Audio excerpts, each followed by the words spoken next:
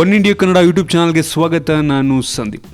ಉತ್ತರ ಪ್ರದೇಶದ ವಿಧಾನಸಭಾ ಚುನಾವಣೆಯಲ್ಲಿ ಈಗ ಬಿಜೆಪಿ ರೋಚಕ ಜಯವನ್ನು ಸಾಧಿಸಿರುವಂಥದ್ದು ನಮಗೆಲ್ಲ ಗೊತ್ತಾಗಿದೆ.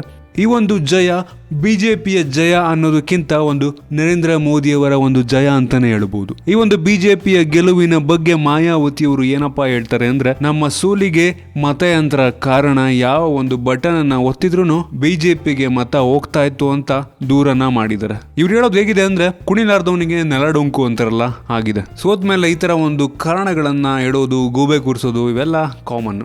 ಏನು ಮಾಡೋದಕ್ಕಾಗಲ್ಲ ನಾವು.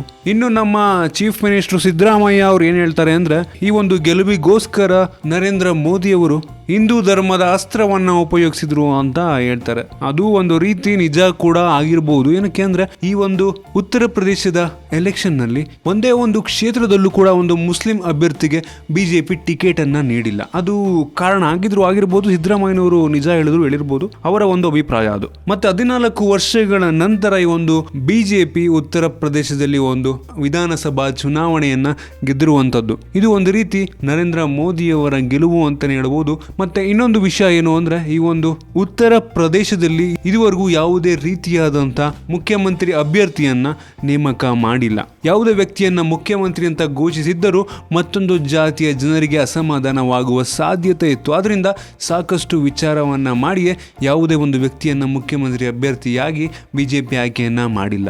ಇದರಿಂದಾಗಿ ಎಲ್ಲ ಒಂದು ಜಾತಿಯ ಜನಗಳು ಮೋದಿಯವರ ಮುಖ ನೋಡ್ಬಿಟ್ಟು ವೋಟನ್ನು ಹಾಕಿದ್ರು. ಈ ಒಂದು ಸಮಾಜವಾದಿ ಪಾರ್ಟಿ ಮತ್ತೆ ಕಾಂಗ್ರೆಸ್ ಎಷ್ಟೆಲ್ಲ ಸರ್ಕಸ್ ಮಾಡಿದ್ರು ಈ ಒಂದು ಮೋದಿಯವರ ಅಗೇನ್ಸ್ಟ್ ಜಯ ಸಾಧಿಸೋದಕ್ಕೆ, ಆದರೆ ಅದು ನೀರಿಗೆ ಹೋಮ ಮಾಡ್ದಂಗೆ ಆಗ್ಬಿಟ್ಟಿದೆ.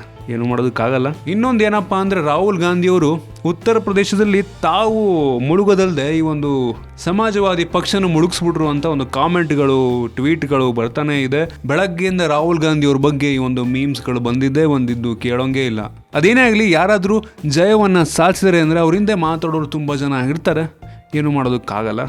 ತುಂಬ ಜನ ಕಾಮೆಂಟನ್ನು ಹಾಕ್ತಾ ಇರ್ತಾರೆ. ಸದ್ಯಕ್ಕೆ ಬಿಜೆಪಿ ಉತ್ತರ ಪ್ರದೇಶದಲ್ಲಿ ಒಂದು ರೋಚಕ ಜಯವನ್ನು 14 ವರ್ಷಗಳ ನಂತರ ಸಾಧಿಸಿದೆ. ನರೇಂದ್ರ ಮೋದಿ ಅವರ ಒಂದು ಶ್ರಮ ಫಲ ಕೊಟ್ಟಿದೆ ಅಂತಾನೆ ಹೇಳ್ಬೋದು. ಕಳೆದ ಬಾರಿ 2014 ಲೋಕಸಭಾ ಚುನಾವಣೆಯಲ್ಲಿ ಉತ್ತರ ಪ್ರದೇಶದಲ್ಲಿ ಒಂದು ಜಾದುನೇ ಮಾಡಿತ್ತು.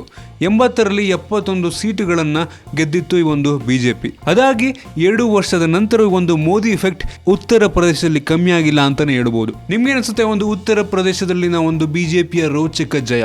ಕೆಳಗಡೆ ಕಾಮೆಂಟ್ ಅಲ್ಲಿ ಇರಿಸಿ. ನಿಮ್ಗೆ ಏನಾದರೂ ವಿಡಿಯೋ ಇಷ್ಟ ಆಗಿದೆ ಅಂದ್ರೆ ಕೆಳಗಡೆ ಲೈಕ್ ಬಟನ್ ಇದೆ, ಅದನ್ನು ಕ್ಲಿಕ್ ಮಾಡಿ ಶೇರ್ ಮಾಡಿ. ಇದೇ ರೀತಿ ನಮ್ಮ ಬೇರೆ ವಿಡಿಯೋಗಳಿಗೆ ಒನ್ ಇಂಡಿಯಾ ಕನ್ನಡ ಯೂಟ್ಯೂಬ್ ಚಾನಲ್ಗೆ ಸಬ್ಸ್ಕ್ರೈಬ್ ಮಾಡಿ. ಧನ್ಯವಾದ.